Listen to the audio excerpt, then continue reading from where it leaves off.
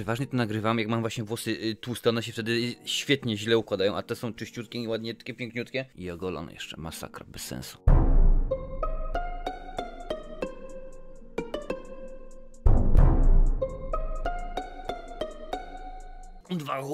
Wahum. Kiedyś była taka piosenka, Tic-Tac-Toe bodajże śpiewali i tak się zastanawiam, dlaczego, za jakie grzechy ja oglądam tenże filmy. Tym razem to jest Władca Lalek 10, 11, no nieważne, Powstanie Osi. Po co, dlaczego, ja to oglądam, po prostu sam nie wiem. Never screw with America.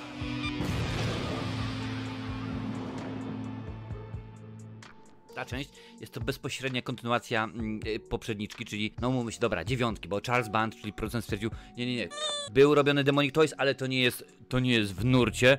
Jakby tutaj jakakolwiek jakość była i ktoś stwierdził, nie no patrz, Demonic Toys zaniża naszą jakość, zaniża poziom. Człowieku, naprawdę, co ty...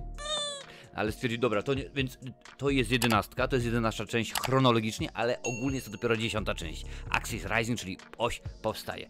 Film zaczyna się dokładnie w tym samym momencie, kiedy kończy się poprzednia część.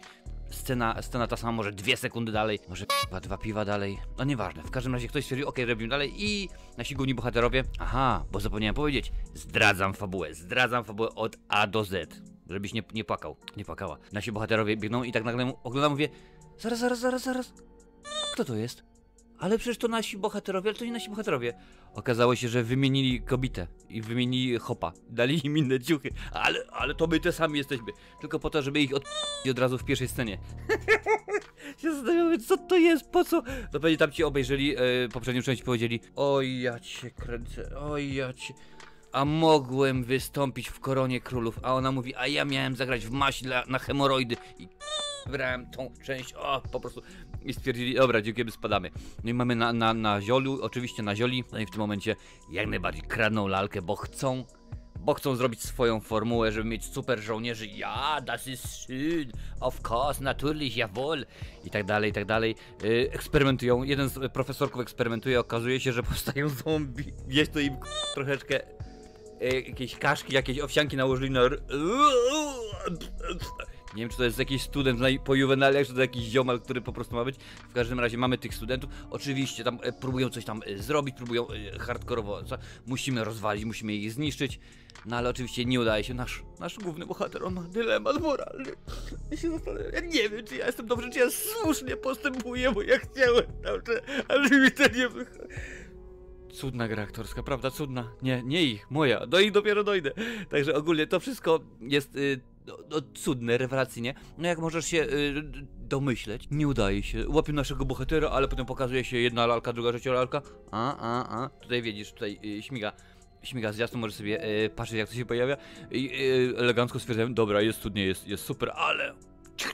Jak to mówił, jak było tłumaczenie w tym filmie ze Seagalem, sprzedam ci kosę i poleje się jucha.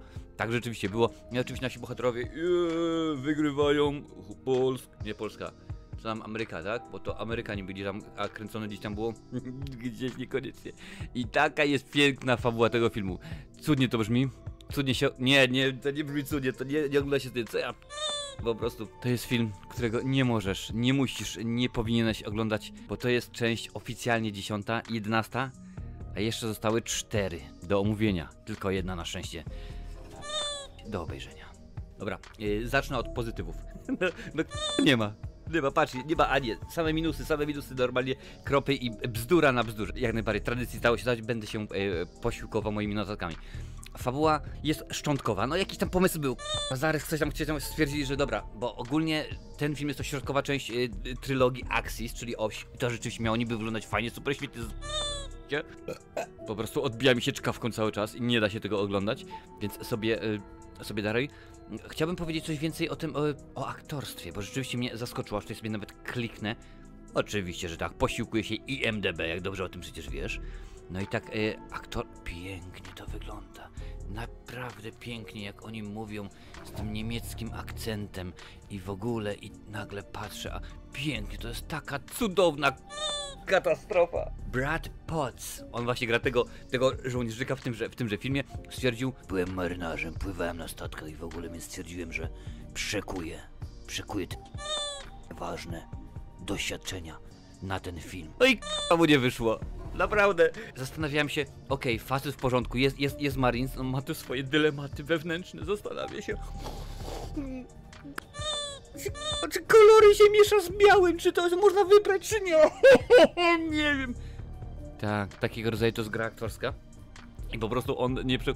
Druga jest kolejna, jest pani Stefanie Sandys. I ona stwierdziła w wywiadzie, że bardzo najtrudniejszym dla mnie był niemiecki akcent. Skruch, ale czemu ty z francuskim akcentem? Bo ona ma też taki cudowny. I powiem ci więcej, to jest tak niesamowita aktorka. Ona tak wznosi się na wyżyny. Władca Lalek 10, Powstanie Osi, to jest jej najwybitniejsze dokonanie w karierze aktorskiej. No, tak patrzę teraz, 43 filmy, z tego większość to krótki metraż, kilka seriali. Pomścić kruki na przykład. Może być, to nie? Albo na przykład Mordercza książka. Też jest grubo, no. Co tam jeszcze mamy takiego? Je veux adore, ale akurat krótki metraż, no. Zdezorientowana. Robi wrażenie, co? Jak tam szeregowiec Ryan, nie jakiś tam Forrest Gump, tylko na przykład ostatni, mili panowie, miłe chłopaki łowią ryby na końcu. I ona się wypowiedziała na temat tego, że bardzo ciężko było jej ogarnąć akcent. No, bardzo ciężko było, no bo to rzeczywiście jest bardzo specyficzny akcent. Ciężko. To tak jakbyś powiedział, ty, ale nie rozróżniam twojego ukraińskiego akcentu od zachodnioukraińskiego. Albo ty, ty masz słowacki akcent, a nie czeski. Kto to rozumie? A niemiecki akcent jest bardzo charakterystyczny, bardzo się go łatwo da rozróżnić, a oni tutaj rzeczywiście nie. Więc względem aktorskim, ale to jest naciągane. Ja wiem, że to jest naciągane. W ogóle mówić o filmie, który wygląda tak a nie inaczej. Mówić o aktorstwie, no to tak jak decydować, czy ja wolę Max Sigrę, czy Braveran, czy Konar mi zapłonie, czy coś. Co lepsze? A mnie to obchodzi po prostu. Nie działa, po prostu jest masakrycznie źle. Dobra, patrzę dalej. Ilość patosu na centymetr kwadratowy jest porażająca, zgadza się. Naprawdę te flagi amerykańskie, to wszystko i tak dalej. Pięknie, to chciałoby się, że jest zrobione, ale nie jest. Więc tutaj jest słabiutko. Jeżeli chodzi o to, co nas najbardziej interesuje, bo od dawna, no już przecież wiemy, że to nie jest straszak, to nie są horrory, gdzie rzeczywiście będzie krew się lała, wróć, krew się leje, ale w bardzo głupi sposób. Te śmierci nie są jakoś ciekawe, nie ma tego, że patrz jak fajnie go zaszlachtowało, ale pięknie się leje krew, dobrze jest. No nie, no tego tutaj nie ma. Technicznie jest masakrycznie, wygląda to bardzo źle, nawet miałem tutaj, że Blades, no, który pojawia się w każdej części, zazwyczaj otwiera tam paszczę, z oczu wystają mu kolce i tutaj nie. Bo się okazało, że był taki jeden Blade zwykły i tutaj był ten drugi właśnie, co był kolce. No ale no to zrobimy nowego. No nie zrobimy nowego, bo budżetu nie mamy, bo nie mamy pieniędzy na to.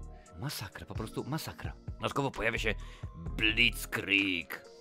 Normalnie na ziole zrobili sobie swojego i tak dalej, mają czołg. Tylko, że jak się przyjrzysz dokładnie, to zobaczysz, że to jest zwykłe autko sterowane na baterię. Antena, widzisz tam, gdzie jest ta flaga tych na zioli? No właśnie, tam jest antena i w ogóle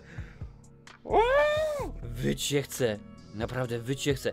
Tak złej serii filmów w moim życiu nie widziałem. A uwierz mi, ja kojarzę mniej więcej oglądanie filmów od 1986. Tyle lat oglądam filmy i nie kojarzę takie oglądał. I ja się zastanawiam, po co, za co, dlaczego. Ten film był zrobiony, światowa premiera 9 październik 2012, czyli 11, no niespełna, 11 lat temu. A efekty specjalne są tak, to po prostu technicznie tak nie wygląda, że masakra. Jeden z aktorów w ogóle, ten co gra tego głównego Hansa, ja. My name is Klaus. Hans Klaus. No nie ten akurat. Potem po wszystkim poszedł do garderoby, żeby zmyć sobie charakteryzację. Mówię, tak się umyć. Nagle patrzy. O kurka wodna. Krew się leje z noska i tak bardzo krzyczałem, że to jest moja krew, a to nie serbko. I zemdlał. Rozumiesz? Co to jest? To ma być horror, to ma być coś dobrego, to ma być coś... No, niestety nie jest. Tak więc technicznie ten film po prostu nie powala. Nic nie słychać, albo prawie nie słychać. Dźwięk jest beznadziejny. Ten niemiecki ich jest Helga z Hansem. Tak, oczywiście. w filmach dla dorosłych pewnie lepszy jest dźwięk, lepsza jest fabuła. Oczywiście, ponieważ to jest środkowa część czegoś pięknego. Jak trylogia, oś powstaje, oś staje, nie staje, zamyka się, Pitagoras by się... No to wiadomo, że jest otwarte zakończenie do kolejnej części, która jest również rewelacyjna jak ta. Od razu cię zapowiadam, będzie grubo, będzie bluzgane. Lincoln, szykuj zatyczki do uszu, bo zwiędną ci. Czy ten film można, czy cokolwiek można powiedzieć dobrego na temat tego filmu? Tak.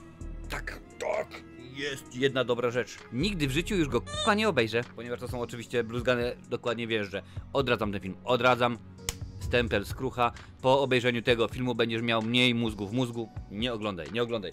Jak jesteś wielką fanką, wielkim fanem, to nie, bo nawet ostatnio ludzie, którzy mają w nikach na YouTube wpisane miłośnik horrorów, kochmor, przetrwałem stary tylko do 6. części czy coś i potem już odpuściłem, bo się nie dało oglądać.